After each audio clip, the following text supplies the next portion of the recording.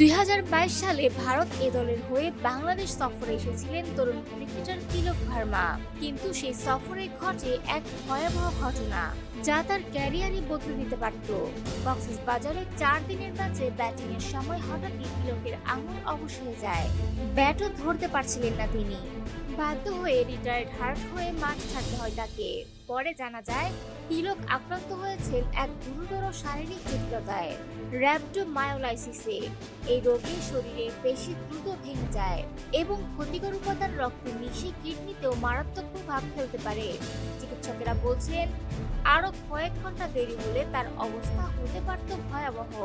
তিলক জানান, সেঞ্চুরির পথে এগোচ্ছিলাম, কিন্তু হঠাৎই চোখে পানি আসতে শুরু করে। আঙুল নাড়াতে পারছিলাম না, ব্যাটও তুলতে পারছিলাম না।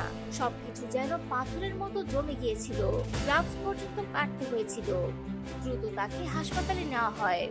সে সময় পাশে ছিলেন মা। ইনজেকশন দেওয়ার সময় সূচও ভেঙে যায়।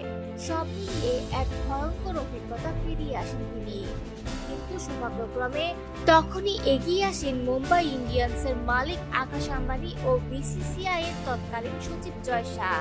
তাদের ব্যবস্থাপনাতে উন্নত চিকিৎসা পান তিলক এবং ধীরে ধীরে পুরোপুরি সুস্থ হয়ে ওঠেন। এই অভিজ্ঞতা থেকে শিক্ষা নিয়েছেন এই তরুণ ব্যাটার। তার ভাষায়, ফিট থাকতে চেয়েছিলাম, কিন্তু বিশ্রামের দিনেও জিমে যেতাম, কিন্তু শরীরের পুনরুদ্ধারের সময়টা ঠিক মতো দেয়নি। অতিরিক্ত পরিশ্রমে পেশি ভেঙে যায়। মাত্র 22 বছর বয়সেই এমন ভয়াবহ অভিজ্ঞতা তিলক ভার্মাকে শিখিয়েছে ফিটনেস মানে শুধু কঠোর অনুশীলন নয়, শরীরকে বিশ্রাম দেওয়া এক ধরনের প্রশিক্ষণ।